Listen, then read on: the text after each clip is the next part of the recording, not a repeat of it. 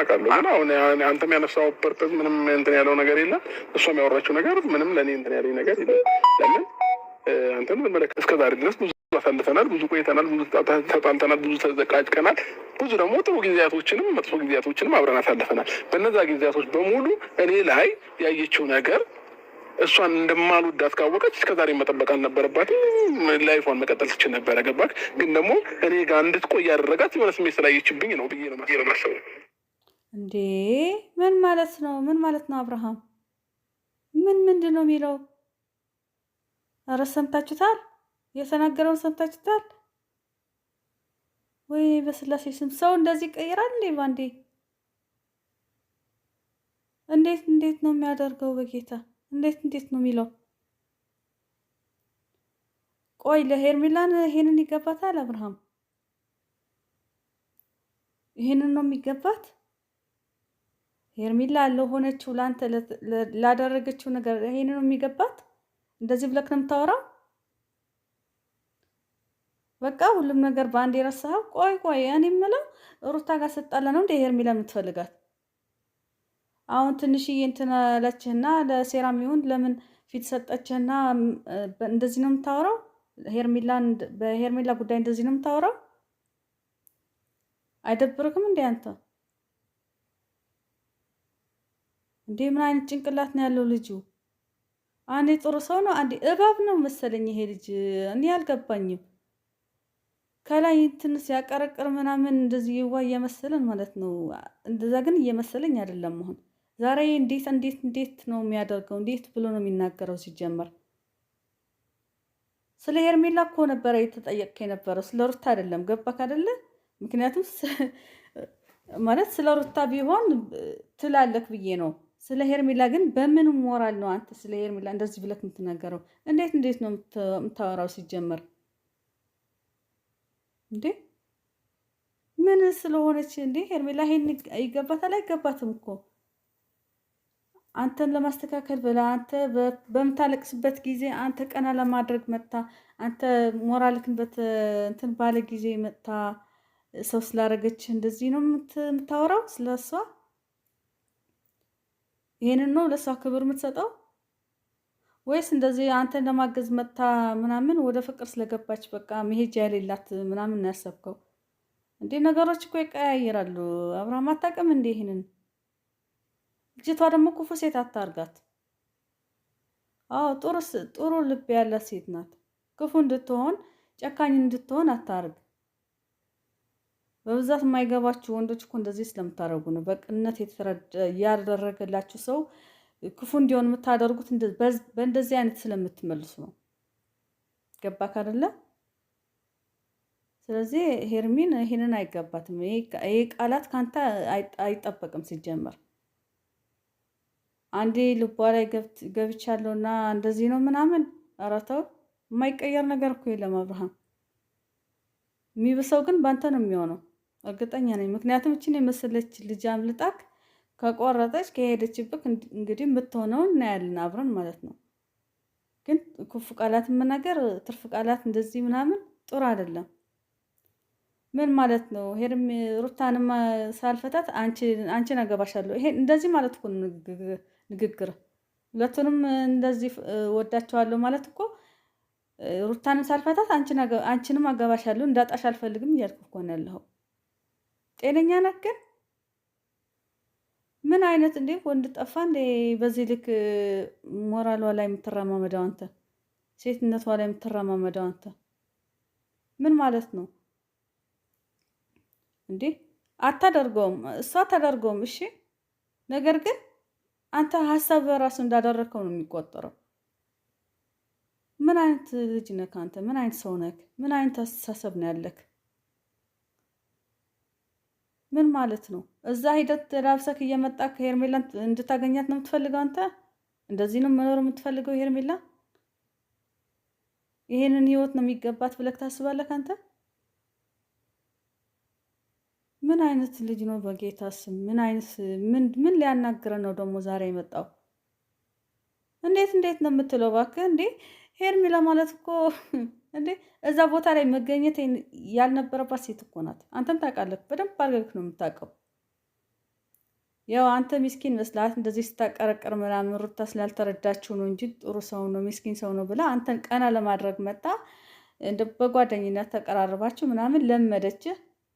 ያው አንተ ዝቅ ዝቅ ስትል እንደውም ጥሩ ሰው ነው ብላ አስባ ነው ወደ ፍቅር የገባችው። እንደኔ ለሷ እንደኔ እንደ ሄርሜላ ቦታ ሁኜ ሳስበው ማለት ነው የምር ክፉ ቀን ነው የጣላት አንተ ላይ ክፉ ቀን። በቃ ምንም ማድረግ ይሄ ግልጽ ነው። ክፉ ቀን ጥሏት እንጂ ቦታው ሆኖ ለሷ የሚገባ ቦታ ሆኖ አይደለም። አዎ ይሄ ግልጽ ነው። አንተ ራሱ ታውቃለህ። ምክንያቱም ሄርሜላ ማለት ሙሉ ሴት ናት። በቃ ምንም ሳይጎድልባት ምን ይጎድልባታል? አስተሳሰቧ፣ ከትህትናዋ፣ ከየዋህነቷ፣ ቁንጅናዋ፣ ሁሉም ነገሯ በቃ ገባክ? አንተ ግን እንደዚህ መቀለጃ እንጃ። ያንተ መቀለጃ መሆን አትችልም። እንግዲህ ቤተሰቦቿ ይሄንን ነገር ማስተካከል አለባቸው። ምክንያቱም አንዴ ልቧ ላይ ገብቻለሁና እንደዚህ እንትን እላለሁ ምናምን፣ ኧረ ወደዛ አይገባትም። ሲጀመር አንተ እንደዛ ማለት አትችልም። አንተ እንደዚህ ፍቅርህን ሳትገልጽላት ምናምን ያንተ አሻንጉሊቱን እንድትኖር ነበር የፈለግከው? መጠየቋ ልትጠይቅህ ማሰቧ ምናምን የከበደክ አንተ ማነኝ ብለክ ነው የምታስበው? ሲጀመር እንዴ አንድ የሚዲያ ሰው እኮ ነህ። ምን ሌላ ነገር አለ እንዴ? ምንም እኮ የለህም። ምናየህ አብርሃም ነህ። ስለዚህ ልጅቷን በእንደዚህ አይነት ልታወራ አይገባም ነበረ። ስለ ልጅቷ ስታወራ እንደዚህ አይነት ስለ ሄርሜላ ስታወራ እንደዚህ አይነት ቃላቶችን እየተጠቀምክ ማውራት አልነበረብክም። ጭራሽ አይገባትም። በተለይ ደግሞ ለአንተ የከፈለችውን መስዋዕት ማለት ነው። አይገባትም ነበረ። አንተ ግን ያ ሁሉ ነገር እንትን ብለክ ሩታ እንትን ባል አንተ እንኳን ስንት ጊዜ እንደጎዳት እንኳን ታስታውስ። ስንት ጊዜ ለአንተ መስዋዕት እየከፈለች አንተ ስንት ጊዜ ከህይወት እንዳስወጣሃትና እንደመለስካት አታውቅም። አሁን ገና በዚህ ሳምንት እንኳን በስንት ልመና በስንት ቤተሰቧን ፈልገክ ምናምን አይደለም የታረካት። እንዴት ነው ይሄን ረስተክ ድጋሚ እዛ ሂደክ የምትለጣጠፈው እንዴ? ተለጣጥፈክ ሂደክ በቃ እሷ ስለምትወድክ ተለጣጥፈክ ተመልሰ ሄደ የምታቅፍህ ነው የሚመስል። በቃ እንደዚህ እያለች እንድትኖር ነው የምትፈልገው። አንተ ክብር አይወድልህም መሰለኝ አብርሃም፣ ክብር አይወድልህም። ለዛም ይመስለኛል ሩታ ማታከብረህ። የምሬን ነው። እንደዚህ በድፍረት ሴት ሆና ለምን በጥፊት መታዋለች? ለምን እንደዚህ ትገፈትረዋለች? ለምን እንደዚህ ስንል ያንተን ባህሪ ስለምታውቅ ይመስለኛል። እኛ ማናውቀው እኛ በሚዲያ ስናቀ በቃ ጥሩ ሰውን የምትታየው የምታቀረቅረው ምናምን ነው። ዝቅተኛ ነክ ሳይለንት ነክ እኛ የምናይክ እና በእንደዚህ ነበረ ለሩታ የምንፈርዳት። እሷ ግን ስለምታውቅ ይመስለኛል እንደዚህ የምታደርገው። አንተም አዳፍታ አድርገዋል ይሄንን ነገር። በቃ ያንን ሰውነትክ የሩታን ዱላ የሩታን ጥፊ አዳፍታ አድርጎት ከሆነ ሄርሜላን በሰላም ሸኛት። በቃ እኔ የሚመቸኝ ይሄንን ጥፊ ነው፣ ይሄንን ማንገላታት ነው፣ ይሄንን እያንቋሸሸች ምናምን ስታስተኛ ነው የምወደው ብለክ ንገራት፣ በግልጽ አድርገህ ማለት ነው። መቼስ ይሄንን ነገር ከሄርሜላ ያገኛለሁ ብለህ አታስብም። ሄርሜላ እጇን ልታነሳብህ አይደለም፣ ምላሷ ራሱ አታነሳብህም። ይህን ማወቅ አለብህ። ስለዚህ አንተ የለመድከው እየተሰደብክ እየተመታ ስለሆነ መኖር የምትፈልገው ያንን ነገር ደግሞ ከሄርሜላ ማግኘት ስለማትፈልግ በቃ ሄርሜላን በሰላም ተፋታት። በቃ ከህይወቷ ትወጣለች ማለት ነው። ከህይወቷ ውጣ። እሷ የራሷ ህይወት ትኖራለች። ማንንም ቢሆን ማንንም ማለት ነው የፈለገችውን ሰው መያዝ ትችላለች። ከጓደኛ እንዲያውም ዛሬ ካወራህ አቤል ጋር ቢሆን አንተ ምንም ነገር አይመለከትም በሷ ህይወት ላይ ማለት ነው። ገባክ አይደለ? ስለዚህ ከሱ ጋር መጠራት አትችልም። ከሷ ጋር ምንም አይነት እንትን የለክም፣ ሪሌሽን የለክም። ስለዚህ ህይወትክን ትኖራለህ አንተ ከሩታ ጋር፣ እሷ ደግሞ ከፈለገችው ሰው ጋር መኖር ትችላለች ማለት ነው። ይሄን አውቀህ ወስን እሺ። ካልሆነ ልጅቷን አተንገላተህ። በቃ አንተ የሚመችህ እዛ ቤት ነው። በቃ እንዲያውም የምትገባክ ራሱ እሷ ናት። አዎ ለአንተ የምትገባክ ሄርሜላ ሳትሆን ሩታ ናት። በቃ በግልጽ ማለት ነው። ለምን መሰለህ? እዛ ሄደክ እንደ ሚስት ነው የምትኖረው። አዎ ባል የሸተትከው ራሱ ሄርሜላ ጋር ስትመጣ ነው። ይሄ ግልጽ ነው። ዋሸሽ ካላችሁ እንግዲህ ኮሜንት ላይ ጻፉልኝ። እኔ አልዋሸውም። አብርሃም ወንድ የሚሆነው ሚዲያ ላይ የሚሆን ምንም ይሁን ወጥቶ ወንድ የሚሆነው ሄርሜላ ጋር ነው። ወንድ ሆኖ የሚታየው እንደ ባል ሞራል ያለው ሄርሜላ ጋር ነው። ሩታ ጋር ሲሄድ በቃ ቀሚስ መልበስ ብቻ ነው የሚቀረው። ቀሚስ ስላለበሰ እንጂ ማለት ነው ሴት ነው። ይሄ ግልጽ ነው። ስለዚህ ያንን ነገር ነው የሚመችኝ ካለ ከሄርሜላ ህይወት ውልቅ ማለት አለበት።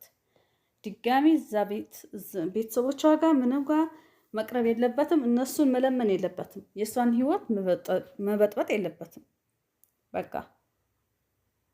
እሱ እዛ ይኖር፣ እሷ ደግሞ የራሷ ህይወት ትኖራለች ማለት ነው። እንደዛ ከሆነ እንደዚህ በአንዲ እንደዚህ ለምን እንደዚህ ሆንክ ምናምን ስላለችው ደግሞ እንደዚህ ይንጠበራል እንዴ!